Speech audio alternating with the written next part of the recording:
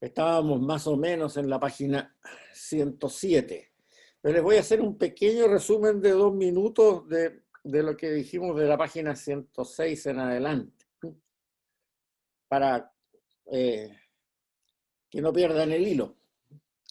Lo que nosotros tenemos aquí es una situación bien curiosa, porque más o menos entre el año 85, por ahí, llega a Éfeso una comunidad que viene arrancando de persecuciones, comunidad que pueden haber sido a lo mejor 5 personas o 15, no mucho, de judeocristianos, que vienen arrancando de persecuciones. Ya veremos, trataremos de ver ahora al tiro en la clase de dónde venían.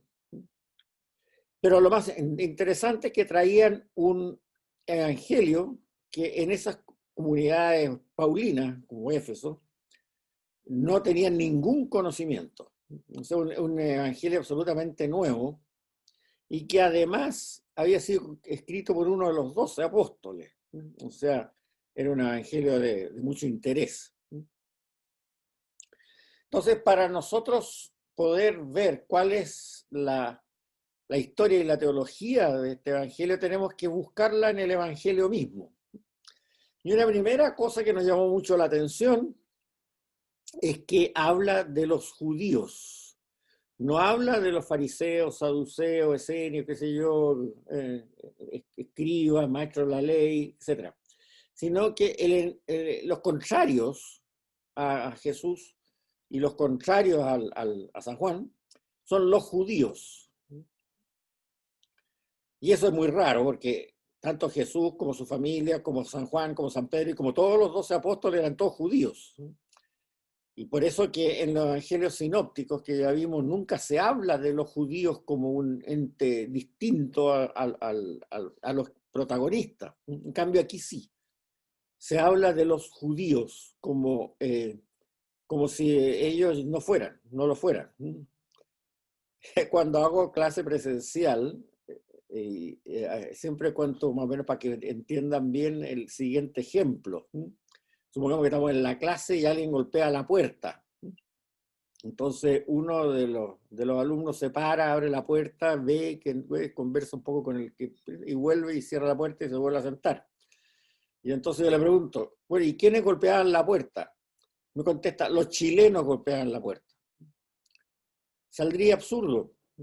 Si estamos en una clase presencial ahí, se supone que prácticamente todos somos chilenos. Entonces, si me dicen los chilenos golpean la puerta, no me está diciendo nada. No me está diciendo nada nuevo. Bueno, en una clase por Zoom ya el asunto no es tan válido porque gracias a Dios he visto que hay bastantes que son en esta audiencia que no son de acá, de Chile. Pero el ejemplo yo creo que ustedes lo pueden comprender. No tiene sentido eso de hablar de los judíos en el contexto habitual que nosotros nos hemos acostumbrado de los evangelios. Pero sí tiene sentido si exploramos un poco el contexto, ¿no?, de que se refleja en este mismo evangelio. Hablábamos que había 3 provincias, ¿no?, en esa época en lo que es la tierra de Israel. Judea, centrada en Jerusalén, después un poco más al norte Samaria y después Galilea. Samaria ya habíamos visto en la primera clase que había gente, los samaritanos, que eran todos judíos también, tenían serios problemas contra los habitantes de Judea por un problema de que los habían mandado al exilio por haberse casado con extranjeras. Ustedes se acordarán, eso lo vimos en la primera clase.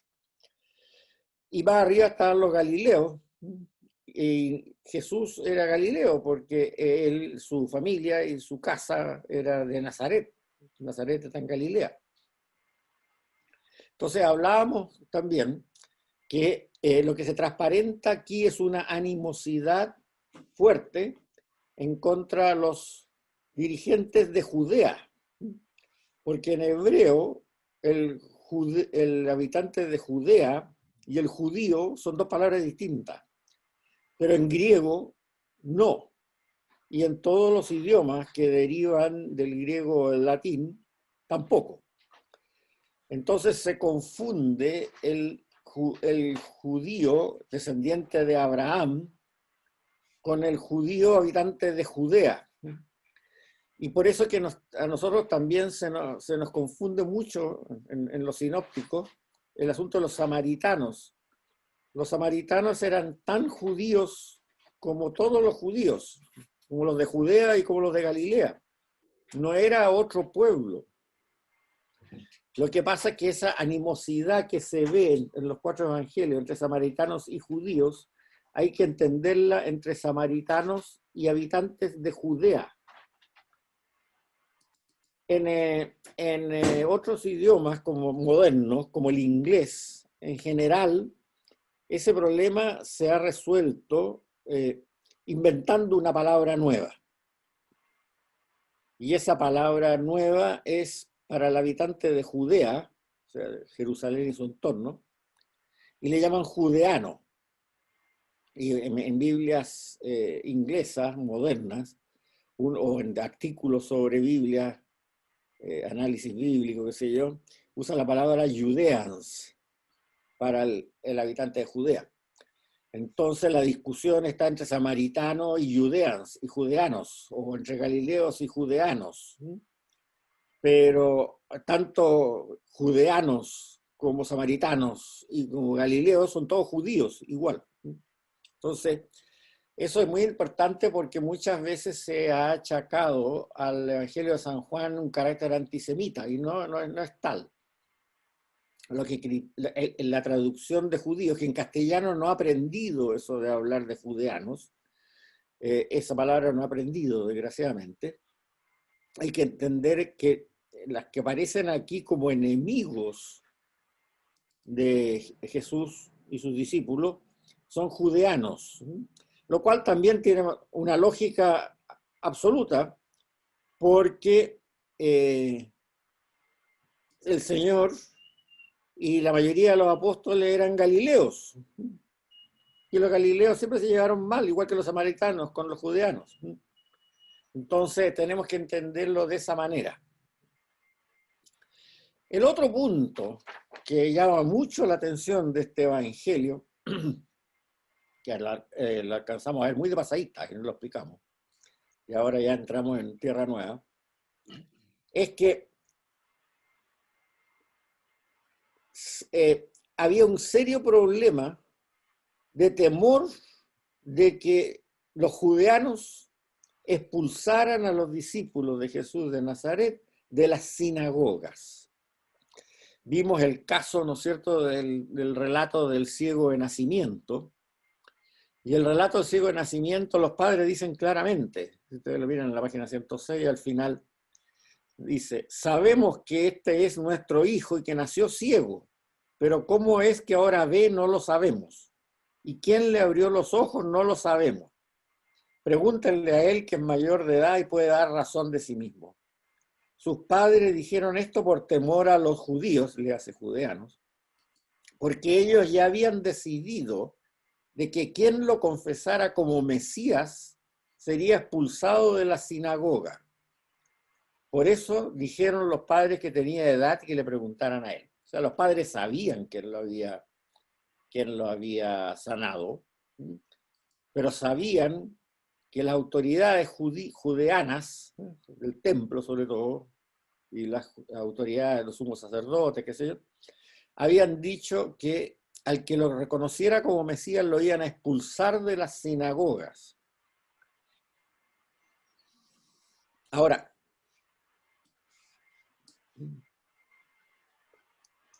¿qué significa eso de expulsar de las sinagogas?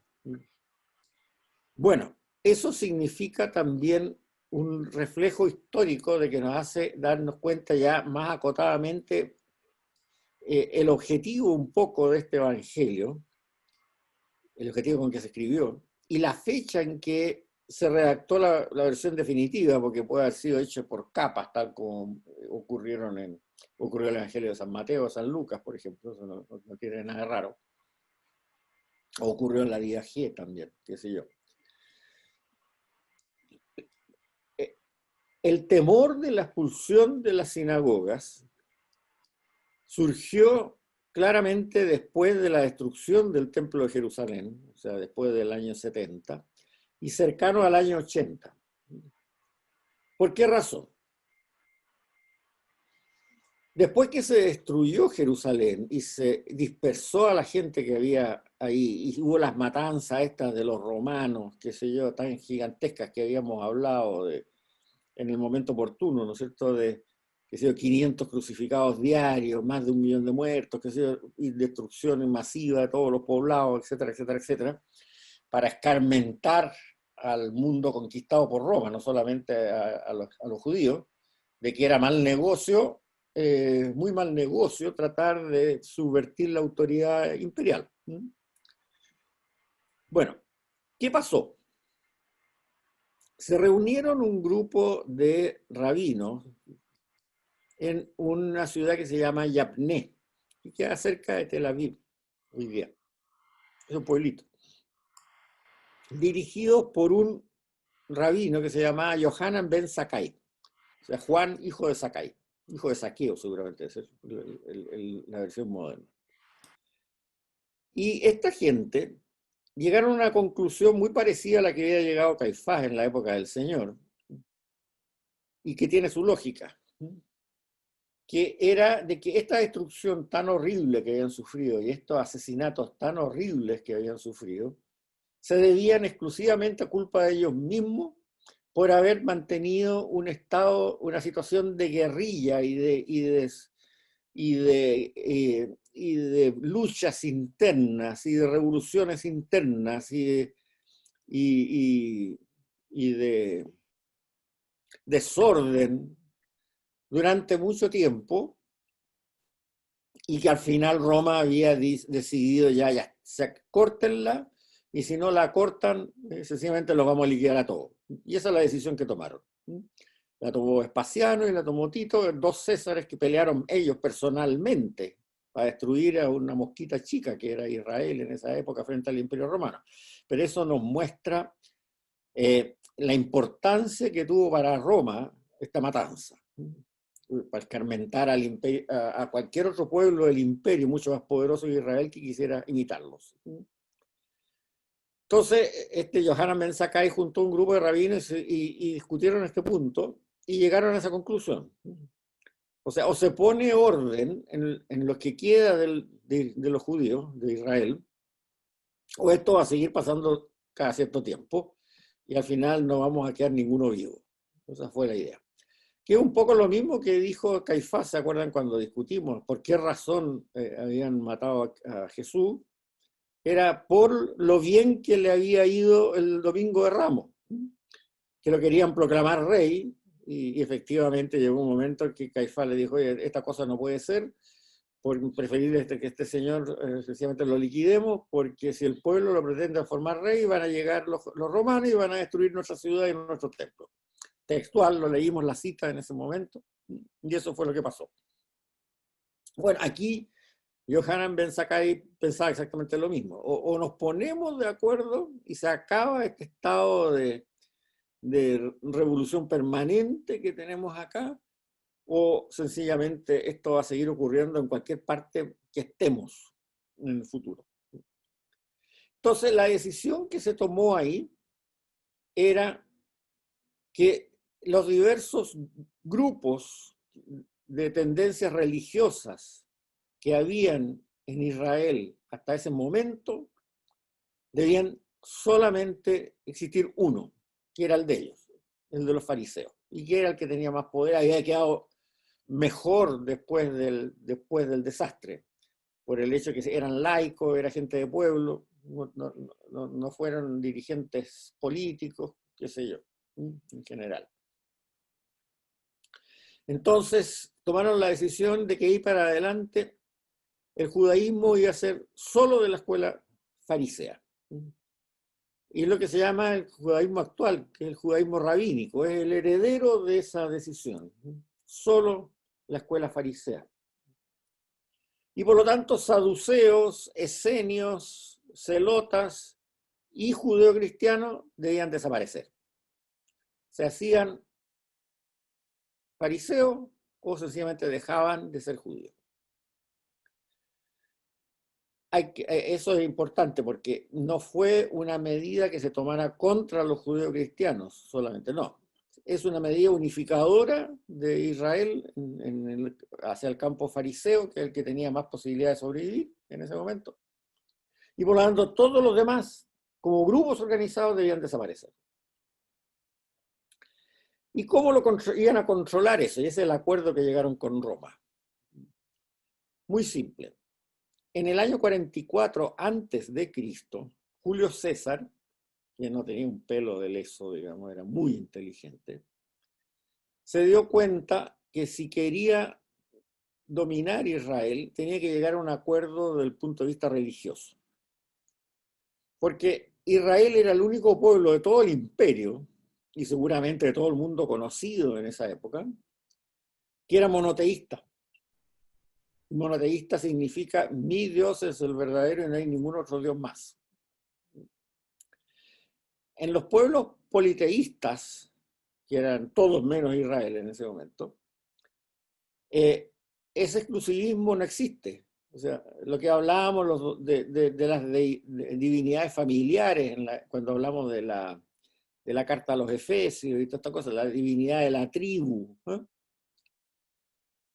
El Dios de mi familia, el Dios de mi tribu son estos, son varios. Pero los dioses de tu familia, que es distinta, y de tu tribu, que es distinta, serán otros y no me importa. Esa es más o menos la posición habitual del politeísmo, no es exclusivista. Para mi tribu y para mi familia sí que es exclusivista, pero para otra tribu, para otra familia, para otra cultura, problema de ellos. Entonces, y eso se ve reflejado también en el Antiguo Testamento, en algunos textos, ¿no es cierto? El caso hay varios casos, pero eso lo veremos en un curso del Antiguo Testamento, no lo vamos a ver ahora. Entonces, ¿cuál era el problema que detectó Julio César? Bueno, él estaba imponiendo la ideología religiosa de la religión romana, que después fue absolutamente impuesta a la fuerza por su sucesor Octavio Augusto, de la divinidad del propio César.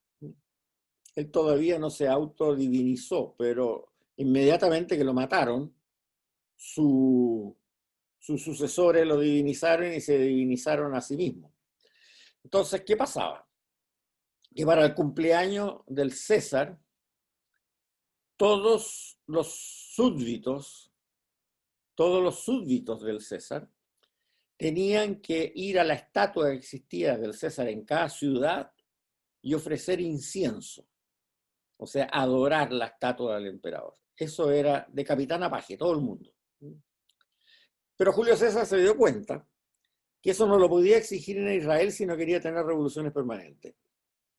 ¿Por qué? Por una razón muy simple, porque estos judíos eran tan raros que tenían solamente un solo Dios para todo el mundo. Entonces, nunca iban a echar incienso a la estatua del emperador. Iban a preferir morir. Y la historia de ellos, yo Julio César, está llena de esos ejemplos de esas revoluciones, como la revolución de los macabeos y todo esto. Entonces llegó un acuerdo con las autoridades judías religiosas de que los judíos iba a ser, la religión judía una religión tolerada, esa era la palabra, por el imperio, tolerada. Y por lo tanto los judíos iban a estar exentos a echar incienso a la estatua del César durante el día de su cumpleaños, que era todos los años. ¿Y cómo se sabía quién era judío? Muy simple. En el convenio este que firmó Julio César en el año 44 a.C. con las autoridades judías, se decía que las sinagogas iban a tener un registro de los judíos. Entonces, cuando el día del cumpleaños del emperador, cuando el centurión está al lado de la estatua, viendo que cada uno le echara un granito de incienso, ahí hiciera bendiciones a la estatua del César, y tenía que presentar a su judío también igual. Llegaba el judío, decía, no, yo no, tengo el privilegio. Yo soy judío. Que al lado estaba el rabino que le mostraba la lista de los inscritos en la sinagoga, se veía si aparecía, ya, ok, eximido, váyase, gracias. Y si no, al foso de los leones, no. O le echa incienso a la estatua del emperador o se va al foso de los leones. Escoja usted. Entonces, eso es lo que se llamaba una religión tolerada, que era la única en el Imperio Romano, la de Israel. Firmado, y está documentado en la historia de Roma, por la historia pagana y todo lo demás, por Julio César en el año 44. Entonces, ahora se entiende bien claro lo que pasaba, ¿no? Y lo que dice el Evangelio de San Juan. Si a ti te expulsan de la sinagoga, antes de un año vas a ir a parar al foso de los leones. Y si te pasa eso, va a ocurrir que tu mujer y tus hijos van a ser vendidos como esclavos. Entonces, la situación era terrífica, horripilante. Ser expulsado de las sinagogas significaba la muerte, la tortura y la venta como esclava de tu mujer, tu hijo y tus hijas. A un año plazo. Entonces, no era broma esto de la expulsión de las sinagogas. No era un problemita sencillo. Ahora, esto afectó fundamentalmente a los judeocristianos. No fue dirigido a los judeocristianos, entendámoslo bien. El objetivo que tenía Yohanan Ben Zakkai era salvar al pueblo y ordenarlo para que no hicieran tonterías de ahí en adelante, y lo logró, unificando las diferentes tendencias religiosas que había, solamente en la tendencia farisea. Pero, por ejemplo, para un saduceo o para un esenio, claro, esto era medio latero, pero no arriesgaba nada de su fe. Es más o menos como cuando en la época, poco antes de la independencia de América, el Papa, por presiones de la corona española, ¿se acuerdan?, suprimió la orden jesuita. La suprimió. Criticaban mucho los jesuitas a la forma en que la corona española trataba a los nativos en América. Se la suprimió. Bueno, entonces, ¿qué hacía un sacerdote jesuita en ese momento? Pues ya estaba con mucha pena porque se le acababa su comunidad, en fin, todas estas cosas. Pero bueno, se podía ser franciscano, se podía ser dominico, podía entrar en cualquier otra orden o hacerse cura de parroquia. No arriesgaba su vida. Sencillamente le daba una tremenda pena que su comunidad desapareciera, eso es indiscutible, y hay testimonios históricos, el padre Lacunza, por ejemplo, chileno, que escribió un montón de libros y cosas así, estaba muy dolido con esto. Pero nadie atentó contra su vida, ni nadie atentó con que no pudiera seguir siendo sacerdote. Era cuestión de que se buscara otra casa, como digo, franciscano, dominico, lo que fuera. Y eso pasó para los saduceos y eso pasó para los esenios. O sea, no fue un gran problema. Se dieron cuenta que era la única forma de subsistir, sí, como pueblo, y eso lo aceptaron. Ya, me hago fariseo por el bien de Israel. Pero para un judeo cristiano no era simple. Para un judeo cristiano no era simple. Porque él significaba que tenía que dejar, a ser fariseo, dejar de reconocer a Jesús de Nazaret como el Mesías. No le decían que a lo mejor renegara de él como profeta o como maestro, lo que usted quiera, pero como Mesías no. El fariseísmo no reconoció nunca a Jesús de Nazaret como Mesías, en forma oficial. Entonces, por eso es que la cita que yo les decía antes, sus padres dijeron esto por temor a los judíos, porque los judíos ya habían decidido quien lo confesara como Mesías sería expulsado de la sinagoga. El problema era expulsar, de confesarlo como Mesías, sería expulsado de la sinagoga. Por eso dijeron los padres que tenía edad y le preguntaron a él. Entonces, aquí también fue un golpe muy fuerte para las comunidades judeocristianas.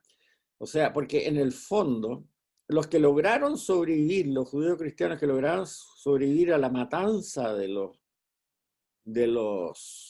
romanos, tuvieron que ver alguna manera de sobrevivir los cumpleaños del César. Y eso orientado desgraciadamente, por sus propios hermanos de sangre, el judaísmo rabínico. Yo creo que para el judaísmo rabínico en realidad no fue mucho lo que pensaron en eso, porque la comunidad judeo-cristiana después, como ya lo vimos en lo que nos contaban los historiadores romanos, como Dion Casio y todo lo demás, la comunidad judeo-cristiana prácticamente desapareció con el año 70 por las matanzas de los romanos. Entonces era una cosa bastante marginal.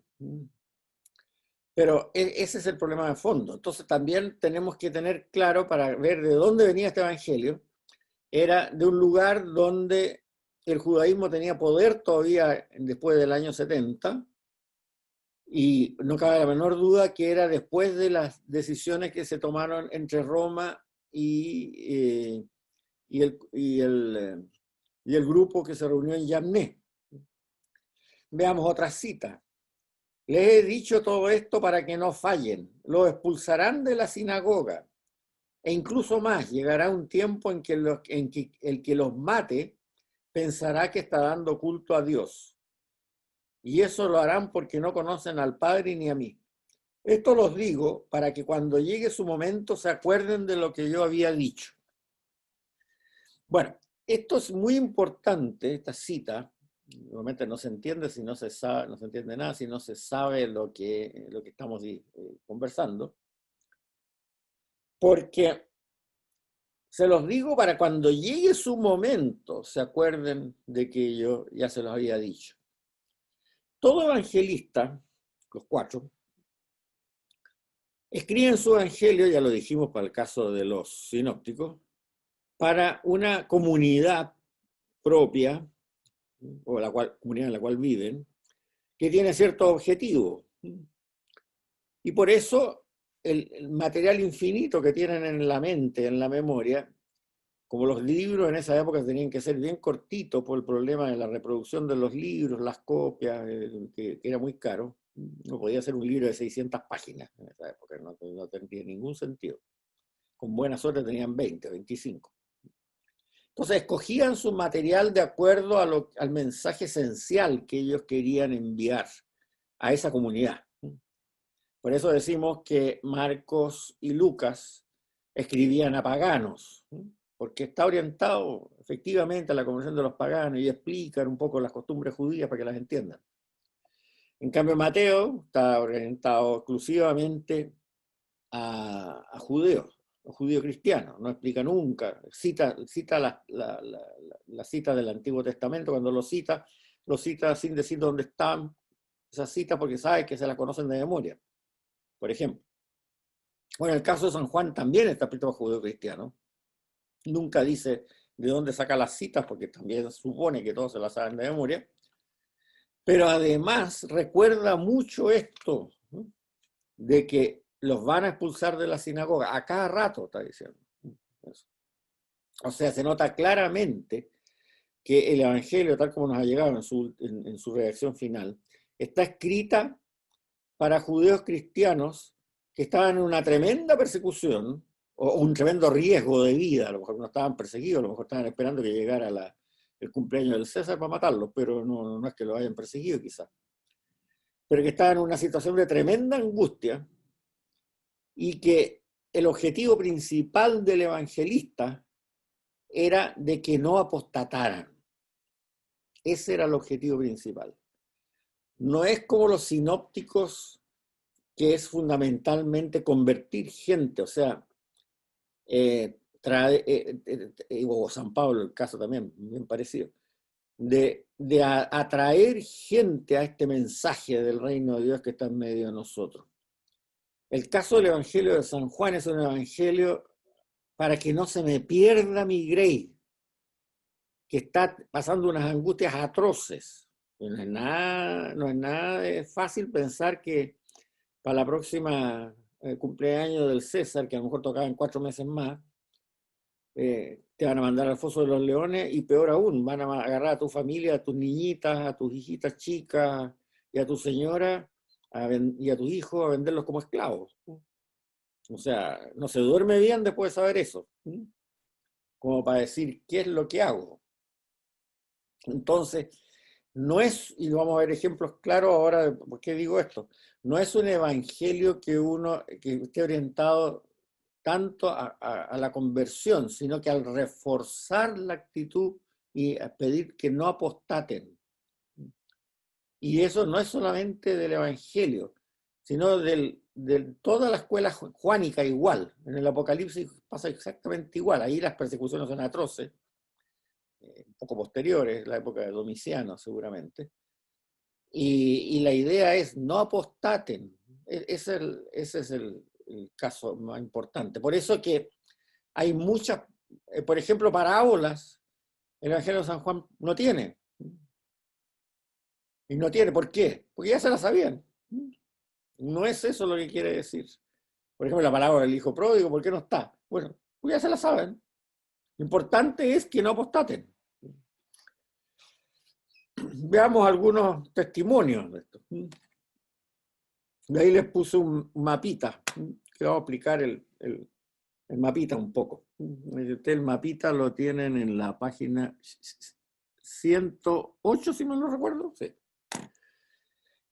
Bueno, la parte, más o menos ahí se puede saber, y por eso se los dejé aquí en este mapita. Está escrito también. ¿Dónde puede haber habido en el año 80, 85, un trozo donde todavía existía una autoridad judía que podía decidir quién, en forma centralizada, quién quedaba en las sinagogas y quién no quedaba en las sinagogas?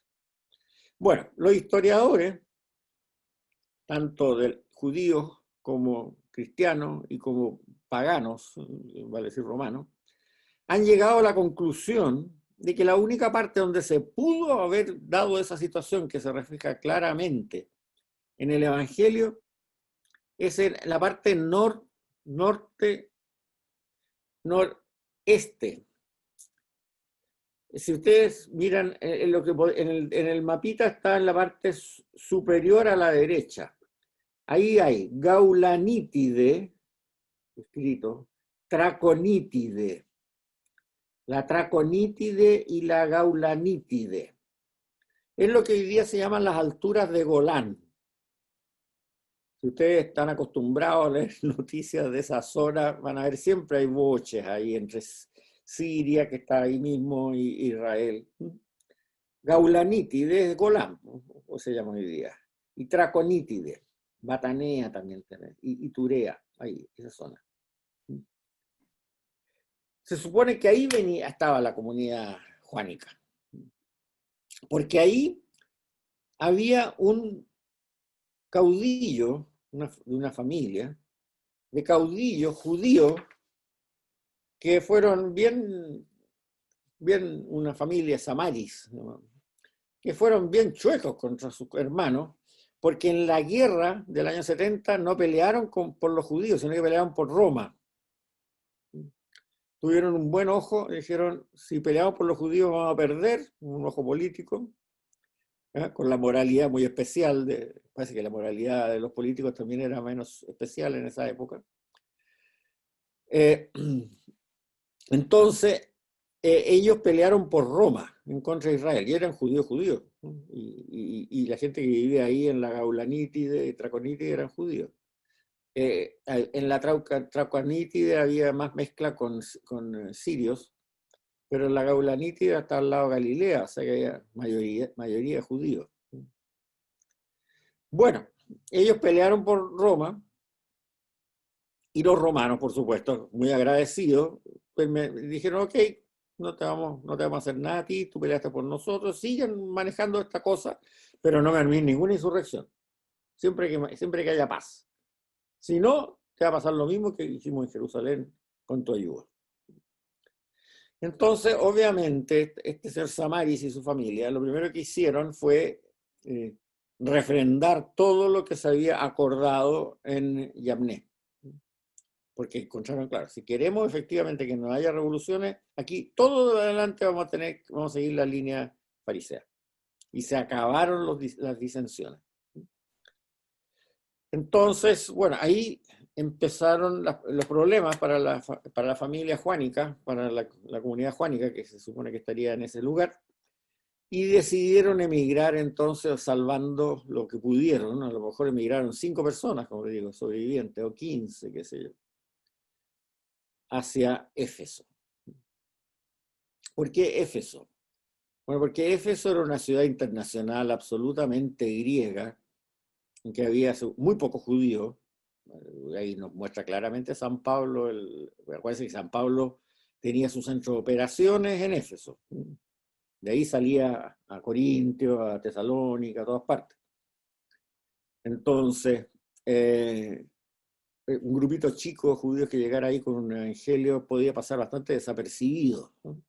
Mientras no lo delataran, mientras no le pasara lo que le pasó a la mamá del cardenal Lustiger, podían pasar piolita. Entonces llegan a Éfeso con este evangelio. Pero si ustedes se fijan, nosotros hemos podido restaurar esta historia, nada más que leyendo el evangelio y contrastándolo con la realidad histórica que habla la historia como ciencia de esos tiempos. Ahora, para entender bien este problema, en esa época se escribe una liturgia que se llaman las 18 bendiciones en el judaísmo Juan rabínico, en el Ignacio, judaísmo post-Yavné, en los años Juan 80. Ignacio. ¿Sí?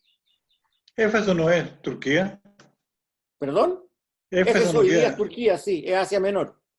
Pero Ya, Asia Menor en esa época era griega, porque los turcos estaban todavía en Asia, en ya, Asia ya, real. ya, ok, gracias. Bien,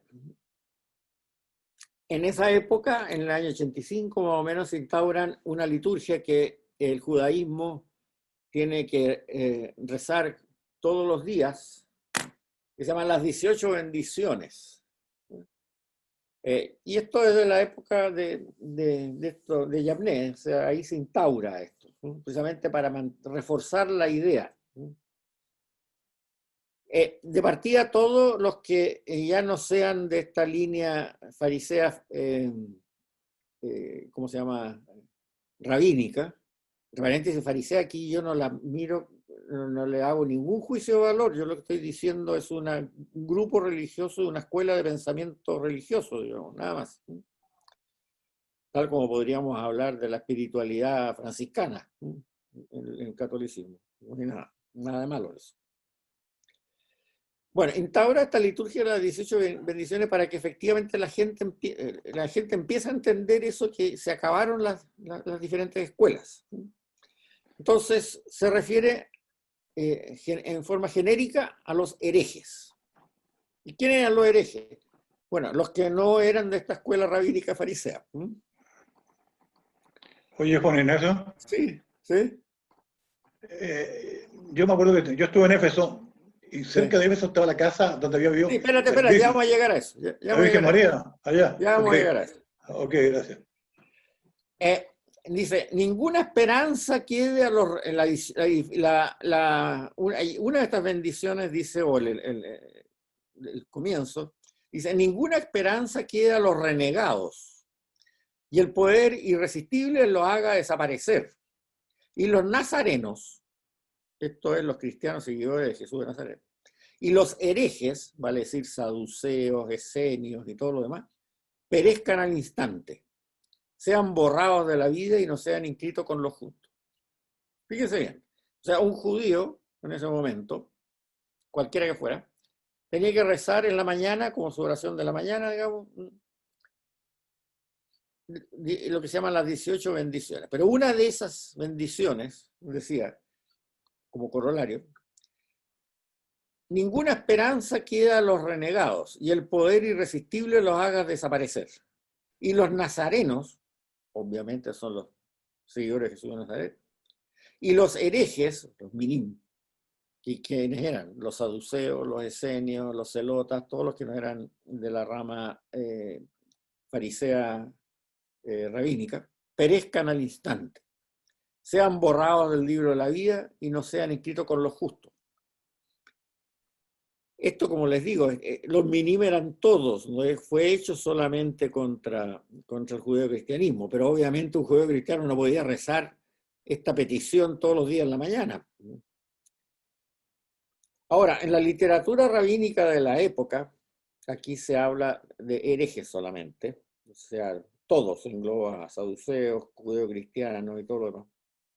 Dice, no se les vende a los minim, los herejes, ni se les compra. No se negocia con ellos, no se les enseña a sus hijos ningún oficio, ni se permite que curen, devuelvan a la salud, a posesiones, esclavos o ganado, ni a personas. No hay que hacer negocios con los minim, los herejes, ni dejarse sanar por ellos, ni siquiera para prolongar la vida en 1 hora. Y después agrega, esto no está en las bendiciones, es en literatura, son escritos de esa época. A los minim, a los paganos no hay que favorecerlos, pero tampoco hay que perseguirlos. A los minim, a los herejes, no hay que favorecerlos y hay que perseguirlos. Ahora, eso es hecho histórico y es reconocido por varios historiadores judíos hoy día dentro de Israel. Yo ahí en la nota que está en la página 109 abajo, para que el que tenga dudas, les recomiendo un libro que está en castellano y que es muy bueno. El Talmud y los orígenes judíos del cristianismo, publicado por un señor que se llama, un historiador, doctorado en historia y que muy importante en Israel, que se llama Dan Jafé, doctor en historia de religiones y profesor de la Universidad de Bar Ilan en Israel hoy. O sea, no es escrito, llamémoslo así, ¿cómo le llaman ahora? Estos escritos que hacen teoría conspirativa. No. Esto lo dice un profesor de la Universidad de la Historia de las Religiones de la Universidad de Bar Ilan en Israel hoy. O sea, bueno, el año pasado, cuando yo leí el libro, no sé si lo diga todavía. Y el libro se puede comprar en todas partes. O sea que ustedes lo pueden ver, está en castellano. Entonces, llegamos a una conclusión que es bien lamentable, que igual que lo que pasó con el Señor, y que lo describe muy bien en el Evangelio de San Juan, con ese discurso que se da Caifás. El Señor aparece como el chivo expiatorio de un problema de Israel real con Roma, que lo convertía en un peligro por el éxito que había tenido, y que al final la única solución que se le ocurre a Caifás es que mejor que lo maten, porque si no aquí va a quedar la destrucción completa, tal como ocurrió efectivamente en el año 70. Bueno, y ahora también, después que ocurrió esa destrucción completa en el año 70, sin que los cristianos tuvieran pito que tocar ahí, porque fue precisamente por esa anarquía generalizada que se ve en la historia de Israel, contada por los israelitas mismos, cuestión de leer a Flavio Josefo nomás, que es un historiador judío muy importante de esa época, contemporáneo de esa época, que lo vivió. Esa anarquía generalizada que había. Bueno, después que queda la masacre, efectivamente algunos representantes que no eran, en ese momento todavía no habían asumido un gran liderazgo, pero toman el liderazgo y deciden parar esta anarquía perpetua que existía en Israel. Y sin pretenderlo, con eso liquidan al judeocristianismo de una manera bastante atroz. O sea, en el fondo, podríamos decir que se creó una situación derivada de la prepotencia romana, tanto en el juicio del Señor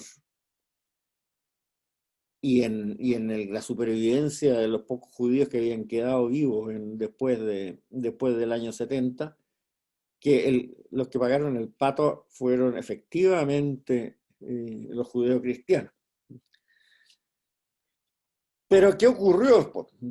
Eso creó inmediatamente una tensión muy fuerte mientras duró el yugo romano, que está bastante explicitada en este libro de Jaffe que les acabo de explicar, y también bastante explicitada en algunos relatos de martirios de mártires cristianos en el siglo I y el siglo II, como les digo, y lo que se refleja también en el libro del Apocalipsis, que vamos a ver después. Que se creó una especie de choque permanente entre el judaísmo de los primeros 2 siglos y el cristianismo de esos primeros 2 siglos, que llevó a la ruptura final más o menos allá, por ahí, por principios del año 300. El problema que pasó ahí también, después del año 325, es que Constantino, el emperador romano, se convirtió al cristianismo, cosa que nadie previó, ni en la época de Yavné, ni en la época de Caifás, de nada. Nadie lo previó. O sea, en ese sentido yo estoy de acuerdo con lo que dicen muchos historiadores judíos, que el Yohanan Ben Zakkai hizo lo lógico, debió haberlo pensado un poco más en esos pequeños detalles, ¿no? Pero en esa época deben haber sobrevivido tan pocos judíos cristianos que a lo mejor ni siquiera los conocía, ni siquiera sabía su existencia. Él estaba muy preocupado de que a parar la anarquía, que no se anduvieran asesinando entre ellos, haciendo revoluciones entre saduceos, fariseos, esenios, celotas y toda esta gente. Entonces, ya. Pero ¿qué pasó en el año 325? Nada menos que el emperador se hace cristiano. Y poco después Teodosio, en el 400 y tanto, hace el cristianismo la religión oficial del Imperio Romano. Y ahí la revancha fue atroz.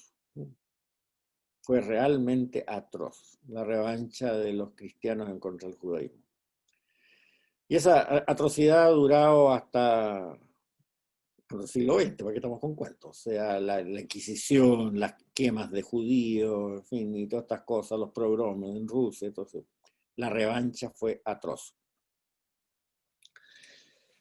Pero una revancha injusta, porque, bueno, claro que causaron mucho, que esas medidas que se tomaron ahí en Yavné causaron muchas muertes injustas, pero las medidas no fueron contra solamente los judíos cristianos, fueron contra todos los que eran diferentes dentro del judaísmo, fue la unificación del judaísmo.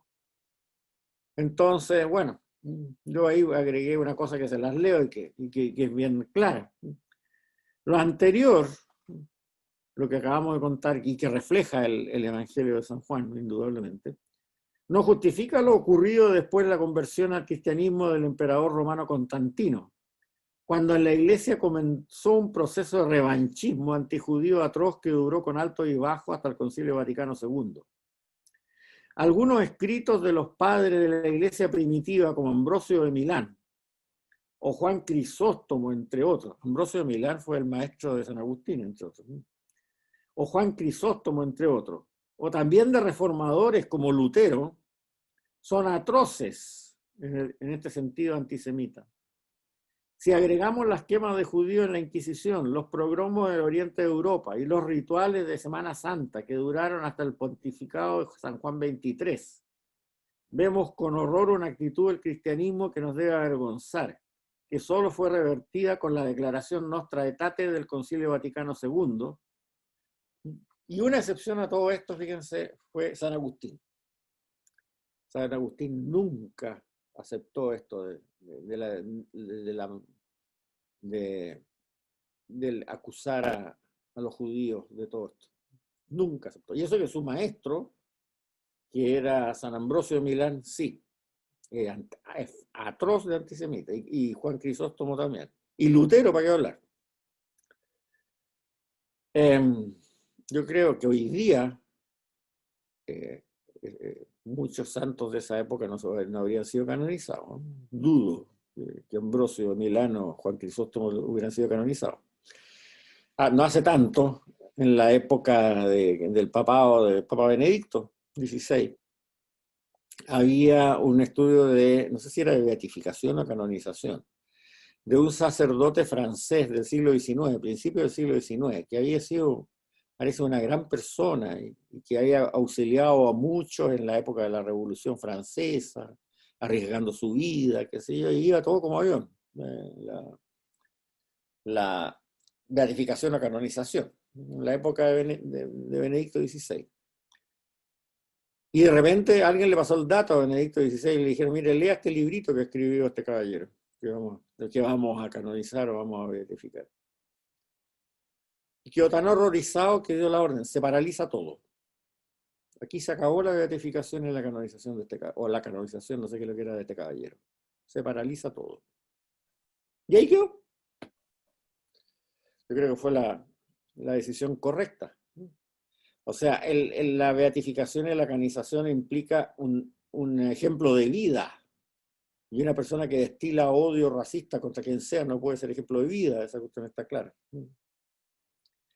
Bien. Ahora, para la pregunta que hacía Fernando. No, vamos a verlo cuando veamos en unos minutos más la historia de la reacción del Evangelio para no saltarnos alguna cosa. Vamos a ver también, por último, en esta cosa de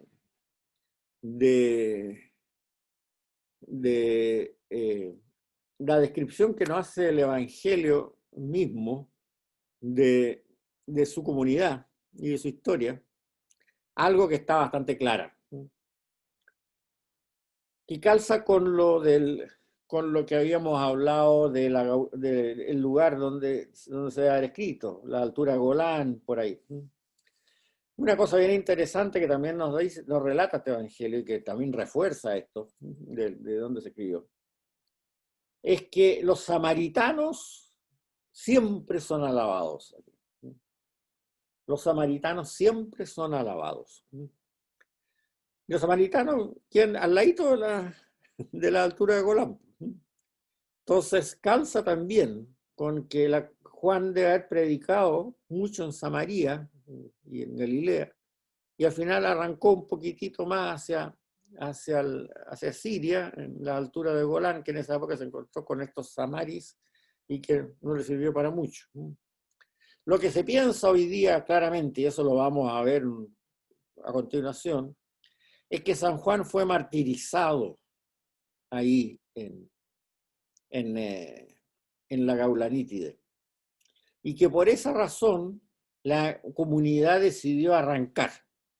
O sea, el líder, que es Juan, que no los nombra, nunca se nombra en el Evangelio a Juan como con su nombre, entre paréntesis, Juan el Evangelista, pero es el único apóstol que no se nombra con su nombre. Cuando se refiere al que escribió el Evangelio, siempre se habla del discípulo predilecto de Jesús. Nada más. Pero Juan es el único apóstol que no se nombre. Y la tradición es tan clara desde los orígenes de esto que es Juan, que no hay por qué dudar de eso. Y lo más probable es que Juan haya muerto ahí. Y por eso la comunidad decidió emigrar. Y emigraron a Éfeso.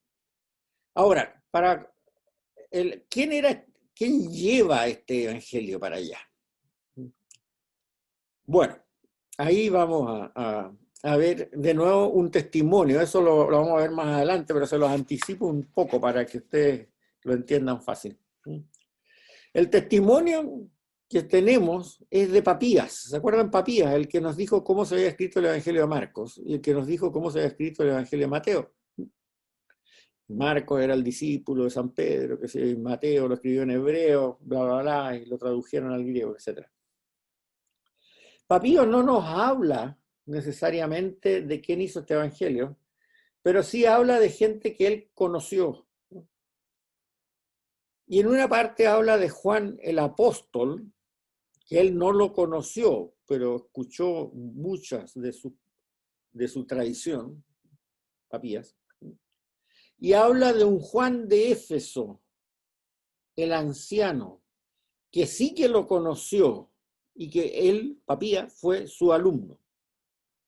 Pero lo simpático, que para él son dos personas totalmente diferentes, lo deja clarísimo, sin decirlo, pero lo deja clarísimo, porque no estaba discutiendo el tema que nos preocupa ahora. Estaba haciendo nomás una historia de la gente que él había conocido como importante. Juan el apóstol, autor del Evangelio, y Juan el anciano, el presbítero. Juan el anciano, el presbítero, o Juan de Éfeso, que sí lo había conocido personalmente y que había sido discípulo de él. Y esa información de Papías ha circulado por todas partes, en diferentes escritos de padres de la iglesia contemporáneos a Papías. Entonces tenemos bastante claro, son dos Juanes diferentes, Juan de Éfeso y Juan de el Evangelista. Lo más probable es que Juan el Evangelista haya muerto ahí, en el año 80, 85, cuando su comunidad arrancó. Y este Juan de Éfeso, Juan el anciano, también es nombrado como distinto del evangelista por un sucesor de su cargo de obispo de Éfeso, que se llamaba Polícrates, poco tiempo después. O sea, más o menos por el año 120, 130, Polícrates hace una lista de los obispos de Éfeso. Acuérdense que se hacía por sucesión apostólica el cargo de obispo. Entonces habla que el primero fue Juan el anciano, obispo de Éfeso, distinto del evangelista, pero discípulo de él. Después nombra a dos más o tres más y después se nombra a él, Polícrates. O sea, en la comunidad antigua, siglo II, tenía bien claro que Juan el apóstol y Juan el anciano, obispo de Éfeso, eran dos personajes distintos. Y tiene bastante lógica, además, por una razón muy simple. San Pablo tenía su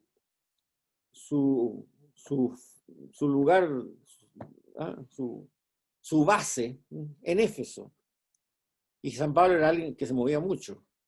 Si ahí hubiera estado un apóstol como Juan también, hubiera sido un despilfarro apostólico para una ciudad chica, que no ha sido más grande que Melipilla hoy día, digamos. Tener dos apóstoles de primera línea predicando en la misma ciudad. San Pablo hubiera dicho, oye Juan, quédate tú, yo me voy a Corinto, me voy a Tesalónica, me voy a otra parte. Y además hubiera habido también entre la teología paulina y la teología juánica puntos en contacto que se hubieran notado. O sea, no puede ser que un señor esté predicando aquí y el otro 3 cuadras más para allá y ni siquiera se oigan. Sobre todo cuando son predicadores de ese peso. Y sin embargo no hay interés teológico similar en ambas partes. Uno está para judeocristiano, otro está para pagano, uno está para convertirlo, el otro está para que no apostaten. Es bastante absurdo. Entonces, ¿qué es lo que ha pasado? Después del siglo III, IV, V, se empezó a armar esta confusión de hacer de los dos Juanes uno solo. Pero eso tenía varios errores básicos que no calzaban. Para que Juan, el apóstol, pudiera estar en Éfeso alrededor del año 90, quiere decir que cuando ocurrió la muerte del Señor era un cabro chico. Y de hecho lo pintan siempre como muy jovencito en los cuadros del Renacimiento. Pero eso no calza con la historia que él cuenta. Porque Juan, apóstol, era una persona de peso, conocida, incluso por el sumo sacerdote. Que, recordemos lo que sale en el relato de la Pasión, él es el que entra cuando están juzgando al Señor en la casa de Caifás, habla con las autoridades que estaban ahí para que dejen entrar a Pedro también. Le dan el permiso, Pedro también entra y de ahí lo niega 3 veces y todas esas cosas. O sea, Juan era alguien que tenía punch, que tenía peso, que era conocido en los dirigentes de Jerusalén en el momento. Por lo tanto, no podía ser un cabrón chico. Ahora, con respecto a lo que dice Fernando. Bueno, si Juan el apóstol ya no estaba cuando llega a la comunidad de Éfeso, sino que este otro, Juan el anciano, el que dirige esa comunidad en Éfeso después, Ya vamos a ver cuando veamos las epístolas de dónde salió. ¿Qué pasa con la Virgen? ¿Emigró también? Pero no. Si la migración se produce en el año 90, la Virgen hubiera tenido 110 años en ese momento. Como mucho, ¿no? Para la época. Efectivamente, el Señor la podía haber hecho vivir 140 años si hubiera querido también. Pero en ninguna parte existe una tradición que diga que la Virgen vivió 110 años o más. Entiendo que murió a los 64 Espera. años. ¿Ah? Dicen que murió a los 64. ¿A los 64 años. 64? Sí. O sea, no calza que la Virgen haya llegado a Éfeso. 110 años, y la comunidad recién apareció en el año 90, no calza. Turismo. Además que hay tradiciones en Jerusalén bien claras, ¿no? Y muy antiguas, que dicen que la dormición de la Virgen, como le llaman ahí en esos ambientes más judeocristianos, ocurrió en Jerusalén misma, incluso te muestran la casa. Y la tradición dicen que la Virgen fue ascendida, llevada al cielo cuando todavía los apóstoles no se habían desparcido por todo el mundo. Y eso fue más o menos, el año 55, por ahí, que calzaría con los 64 años que dice Fernando, digamos, ¿no? Del Paedá. Entonces, en Éfeso nunca tuvo la Virgen. Ahora, hoy día uno va a Éfeso y le muestra la casa de la Virgen. No, la casa que ahí hay, seguramente es la casa que vivía Juan el Presbítero. Ese sí, que era una persona muy importante en la Iglesia Universal de esa época, pero no era ni el apóstol ni vivió la Virgen. Fernando, ¿querías aclarar algo? No, me parece muy claro, porque era la gran duda que yo tenía, que si hubiera Claro. vivido 24 años no podía estar en Éfeso. No. Bien, vamos entonces a la teología joánica. Ahora, la cárcel se la muestran hoy día, incluso está a cargo de unos franciscanos allá en Éfeso, pero bueno, yo ahí no me meto en qué peleas hay. Y te hacen tomar agua de la Virgen. Sí, no, agua de ahí, ¿no? Ahora, como le digo, Hola, ahora sí, teología del Evangelio, porque esa es muy interesante, porque en el caso del Evangelio, la escuela joánica, tenemos una escuela teológica, tal como hizo San Pablo, que hizo una escuela teológica muy interesante y que se complementan muy bien. Bueno, Juan es el que defiende con más claridad, y eso ya lo vimos en hace 2 clases, la preexistencia de Jesús. O sea, él es esa energía divina que se llama la palabra de Dios en la mentalidad judía, que se encarna y que existía desde el principio, desde siempre, desde toda época, desde antes de la creación, lo dice claramente, ya lo analizamos bien la introducción al Evangelio de San Juan, no vamos a volver a eso de nuevo. Por eso que el Evangelio de San Juan está mucho más preocupado de ese aspecto que de los aspectos más tradicionales, más mesiánicos tradicionales, como el caso del Evangelio de San Mateo, por ejemplo. San Lucas también lo copia un poco. Mateo y Lucas cuentan la genealogía humana del Señor, desde la época de Abraham en adelante. Citan, este engendró a este otro, fue padre de este otro, fue este padre, de una lista enorme de gente hasta llegar a Jesús. En cambio, San Juan lo que hace es, digamos, preocuparse, como dijéramos, de la genealogía divina de Jesús, no la humana no le interesa. Y ahí también hay varias citas que son muy interesantes desde este punto de vista. Dios no envió a su Hijo al mundo para juzgar al mundo, juzgar o condenar, sino para que el mundo se salve por medio de él. O sea, nos vino a lo que yo tengo, veamos con la cita siguiente, yo tengo un testimonio más valioso que el de Juan Bautista, Las obras que mi Padre me encargó hacer y que yo hago atestiguan que mi Padre me ha enviado. Y también el Padre que me ha mandado testimonio, me ha dado testimonio de mí. O sea, él se siente enviado por Yahvé, por Dios Padre, para que el mundo se salve. Y para que el mundo se salve mediante la revelación de quién es Dios. Ya hablábamos al principio en las primeras dos clases, que para el pueblo judío no se preocupa tanto como los griegos de qué es Dios, sino quién es Dios. Y esta es la transformación más clara de ese mensaje. ¿Quién es Dios? Lo que muestra Jesús de Nazaret, porque Él es Dios, traducido a ser humano.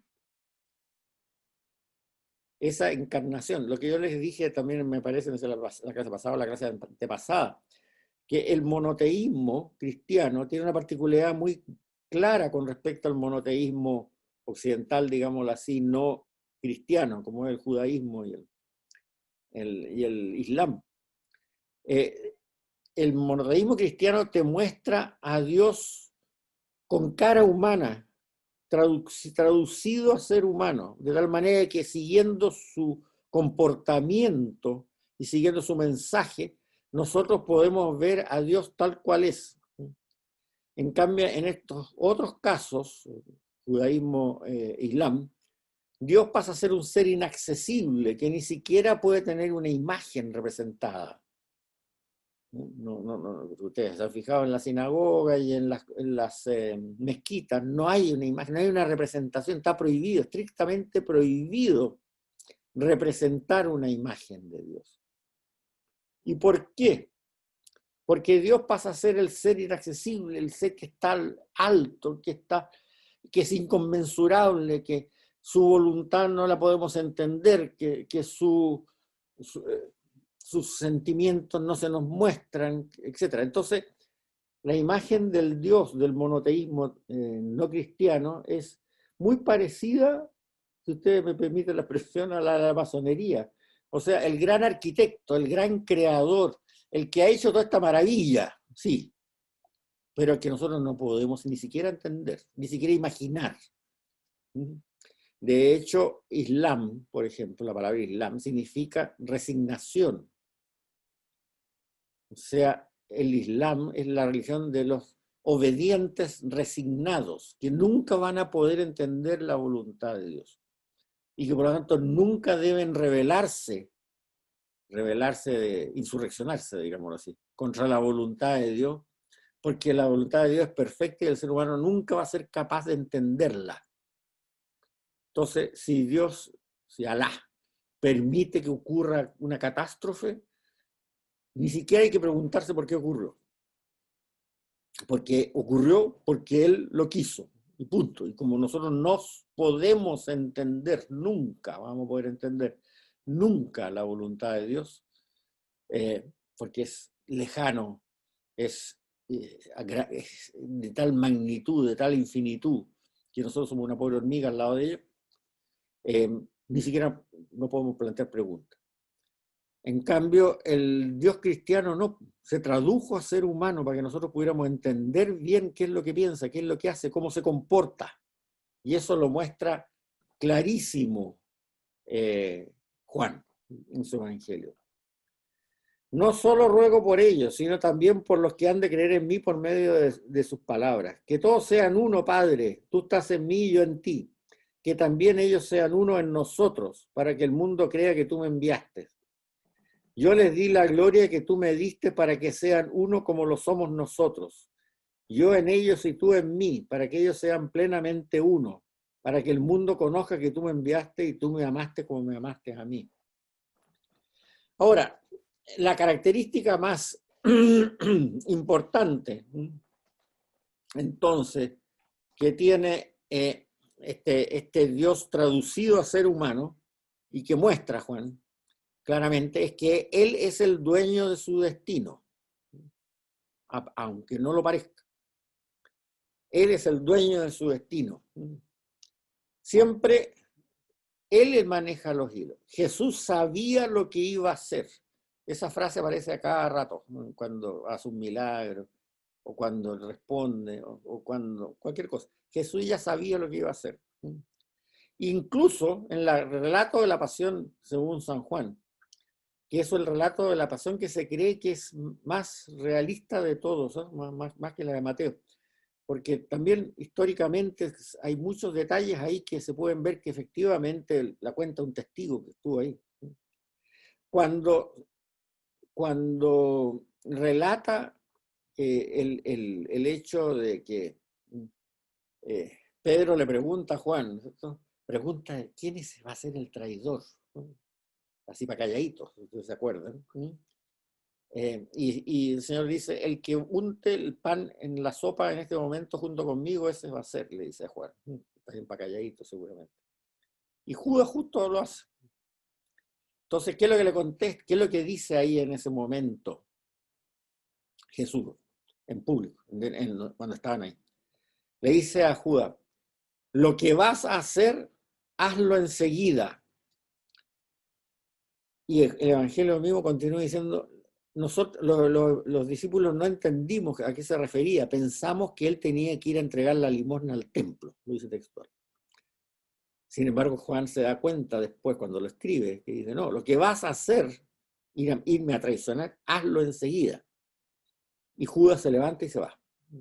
Y se va a hablar con los sumos sacerdotes. Bueno, y ahí también explica Juan, cuál fue la razón para matarlo. Los sumos sacerdotes y los fariseos se reunieron entonces en una sesión del consejo y decían, consejos con C aquí. Bueno, no sé si con C con S, después lo veré. En las municipales consejos con C, pero no sé si aquí sería el otro caso. Está lo mismo. ¿Qué hacemos? Porque ese hombre realiza muchas señales. Si lo dejamos, están hablando después del Domingo de Ramos. Si lo dejamos seguir así, todos van a darle su adhesión y vendrán los romanos y quitarán del medio nuestro lugar sagrado, es decir, nuestro templo, e incluso nuestra nación. Pero uno de ellos, que era Caifás, siendo sumo sacerdote aquel año, les dijo, ustedes no saben nada de nada, ni calculan tampoco lo que les conviene, que un solo hombre muera por el pueblo y no que perezca la nación entera. Así que aquel día acordaron matarlo. Ahora, otro hecho también que cuenta mucho Juan es en discursos que aparecen ahí, que no aparecen en ningún otro evangelio, él da un paso más adelante. Por eso es que siempre el autor se habla a sí mismo como el discípulo predilecto del Señor, y se entiende porque parece que el Señor le confidenciaba mucho.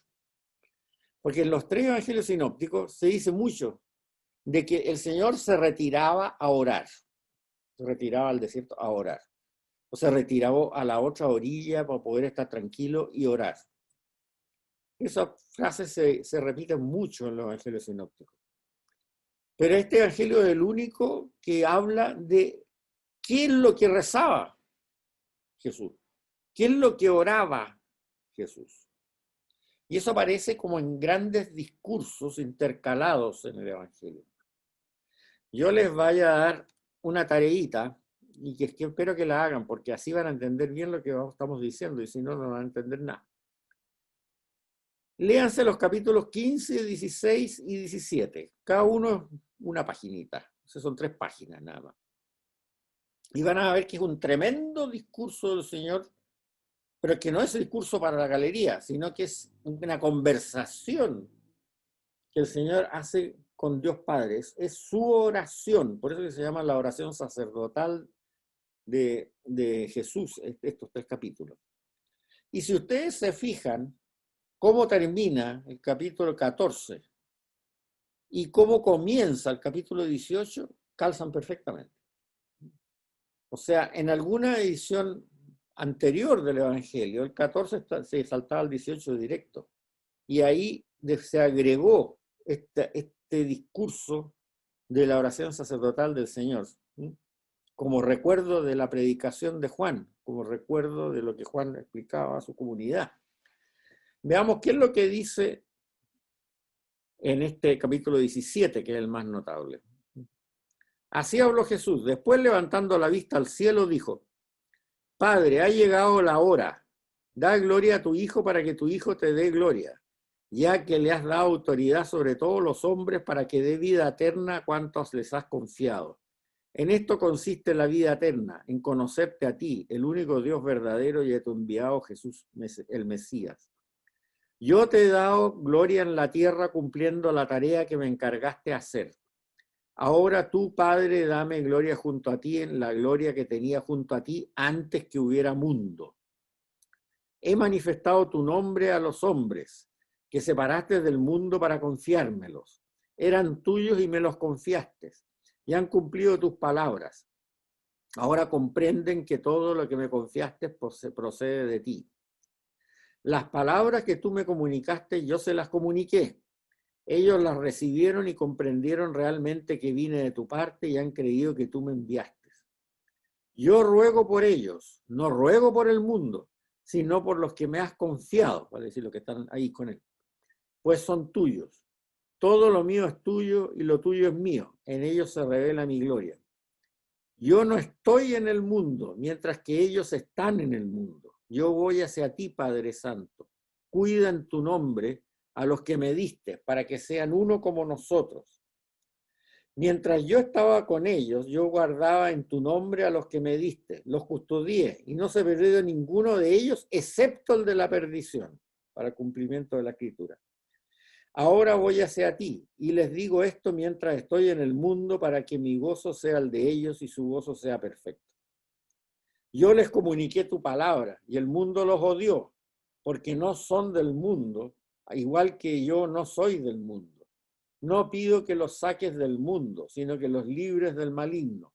No son del mundo al igual que yo no soy del mundo. Conságralos con la verdad. Tu palabra es verdad. Como tú me enviaste al mundo, yo los envié al mundo.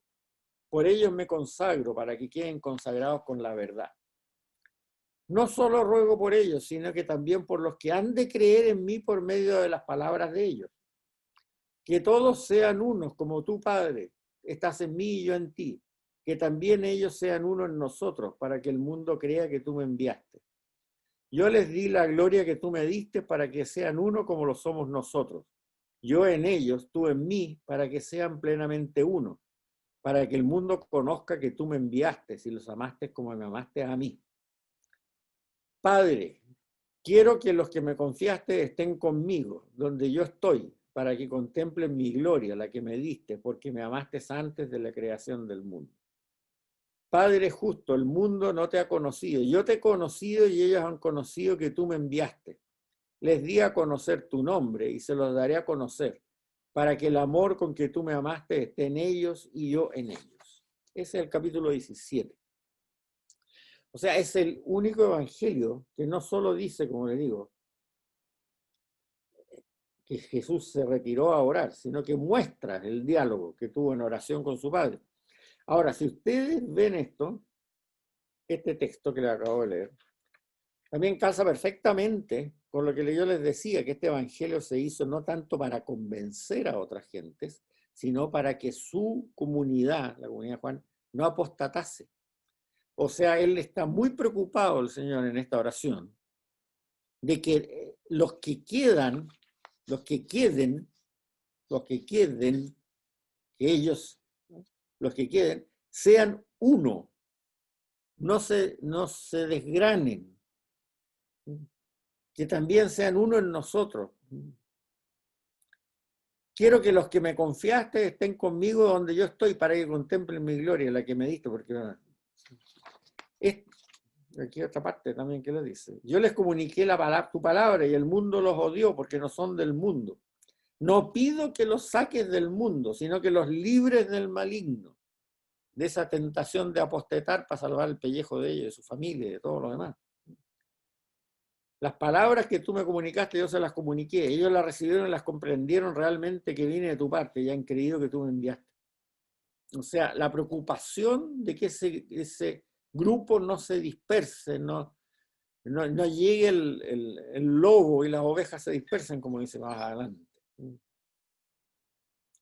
Y aquí viene algo bien interesante que también sirve para ratificar esto. La parábola del pastor y sus ovejas. Vean ustedes cuán distinto es el relato que hace Mateo y que hace Juan sobre un mismo hecho, sobre una misma parábola. Veamos lo que dice Mateo primero. ¿Qué les parece? Supongamos que un hombre tiene 100 ovejas y se le extravía una. ¿No dejará las 99 en el monte para ir a buscar la extraviada? Y si llega a encontrarla, les aseguro que se alegrará más por ella que por las 99 no extraviadas. Del mismo modo, el Padre del cielo no quiere que se pierda ninguno de estos pequeños. Y esta es la versión que nosotros más o menos conocemos y que se ha hecho tanta literatura sobre el pastor que deja las 99 bien guardaditas y va a buscar la que se le extravió y está muy contento, qué sé yo, etc. Pero veamos qué es lo que nos relata Juan. Les aseguro, el que no entra por la puerta del corral de las ovejas, sino saltando por otra parte, es un ladrón y un asaltante. El que entra por la puerta es el pastor del rebaño. El cuidador le abre, las ovejas oyen su voz y él llama a las suyas por su nombre y las saca. Cuando ha sacado todas las suyas, camina delante de ella y las ovejas le siguen porque reconocen su voz. A un extraño no le siguen, sino que escapan de él porque no reconocen la voz de los extraños. Esta es la parábola que Jesús les propuso, pero ellos no entendieron a qué se refería. Entonces les habló otra vez. Les aseguro que yo soy la puerta del rebaño. Todos los que vinieron antes de mí eran ladrones y asaltantes, pero las ovejas no los escucharon. Yo soy la puerta. Quien entra por mí se salvará. Podrá entrar y salir y encontrar pastos. El ladrón no viene más que a robar, matar y destrozar. Yo vine para que tengan vida y la tengan en abundancia. Yo soy el buen pastor da la vida por las ovejas. El asalariado, que no es pastor ni es dueño de las ovejas, cuando ve venir al lobo escapa, abandonando las ovejas, y el lobo las arrebata y las dispersa.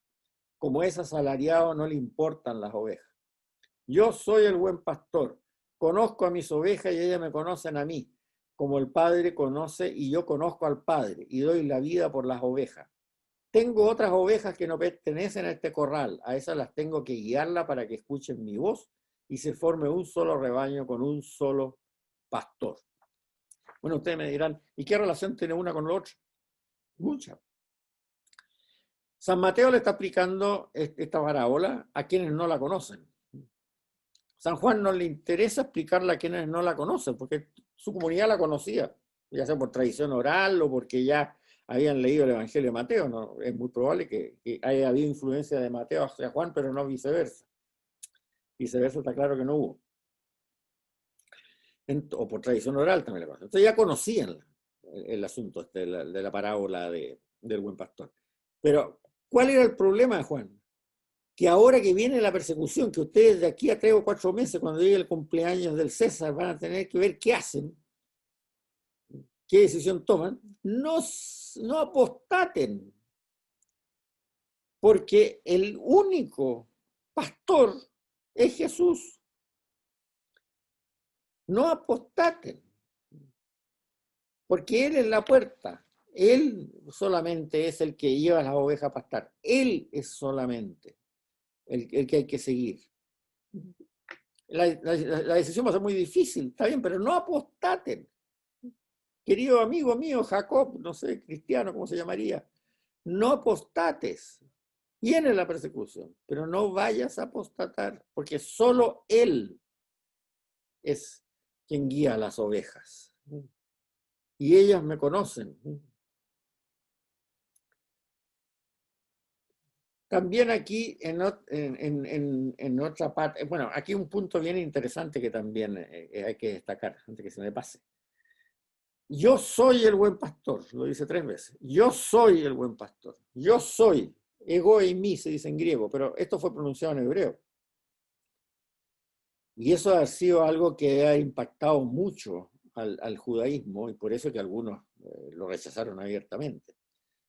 Porque yo soy significa, en hebreo se dice Yahvé, es el nombre de Dios. cuando Yahvé se le aparece a Moisés en el Génesis, en el Éxodo, y le dice que tiene que guiar al pueblo, dice, y Moisés le pregunta, ¿y qué Dios les digo que me envió? Y Dios le dice, yo soy, le dirás, yo soy, te envió. O sea, Él es el único que existe por sí mismo. Y además el verbo yo soy, como se lo dije en la primera clase, no es indeterminado en tiempo. O sea, es yo soy, yo fui, yo seré o yo he sido. Yo soy. Entonces, cuando Él dice yo soy el buen pastor, dice Yahvé, buen pastor. Yo soy el que da la vida. Yo soy yo soy Yahvé. Eso debe haber sido algo tremendamente impactante para el judaísmo de esa época. Incluso, seguramente ahí efectivamente lo acusaron de blasfemo, porque el mensaje está re claro. El judío no podía decir el nombre de Dios. Yo soy Yahvé. Porque era Ignacio, irrespetuoso. una pregunta. Fíjate, bien, vamos a quedar hasta aquí en materia. Pregunta nomás. Es que, a ver, alguien me dijo que era cristiano porque el cristianismo era la única religión que había sido revelada. La No, pregunta es, ¿el judaísmo es revelado también? absolutamente sí. Correcto, ¿no? Sí, esa era mi duda, ¿no? Sí, sí. Ya, ¿alguna otra pregunta? Esta es bien densa la clasecita, o sea que por favor repasen, estudien, porque Oye, la segunda, hemos hablado de harta teología aquí. ¿Sí? No, Juan estoy mudo. Ignacio, vamos a tener clase para el 18. Bueno, eso es una muy buena pregunta. Nadie me ha dicho que no pueda. Entonces yo les voy a dar como plazo fatal. Si hay muchos que quieran postergarla, mándenme un email individual cada uno, a máxima tardar hasta las 24 horas del lunes próximo, de pasado mañana. Pero hasta la fecha nadie me ha dicho que no pueda asistir a clase. Al contrario, varios me escribieron que decían que preferían tener clase. O sea, aquí hasta ahora hay clase, salvo que me lleguen 40 emails diciendo por favor suspéndala. ¿Sí? oye, Juan Ignacio, se dice que San Pablo nunca menciona a la Virgen María en sus escritos. ¿Es cierto eso? Qué buena pregunta, no me sé los escritos de memoria, tendría que revisarlo. Yo te quería preguntar por qué nomás. Sí, no, es que yo creo que la explicación está clara. O sea, si hubiera vivido la Virgen en Éfeso en la época que estaba San Pablo, seguramente lo hubiera citado. Y como te digo, hubiera citado a San Juan también, pues si la Virgen no vivía sola. Se supone que vivía con San Juan. Y no hay ninguna cita ni de Juan, y yo creo que de la Virgen tampoco. Entonces, es muy raro eso que hayan coexistido en Éfeso los dos, ¿no? Y está claro que el centro de operaciones de Pablo era en Éfeso, eso no lo duda nadie. Bien, lo dice la misma Biblia, el libro de los Hechos de los Apóstoles. Bueno, ha sido un verdadero placer. Entonces, salvo que hubiera una avalancha de cartas en contra, tendríamos efectivamente clase el próximo sábado. No capeen. Muchas gracias, Juan Ignacio. Gracias. Además, el próximo sábado es 19, no es 18. Ya. Ok, gracias de nuevo.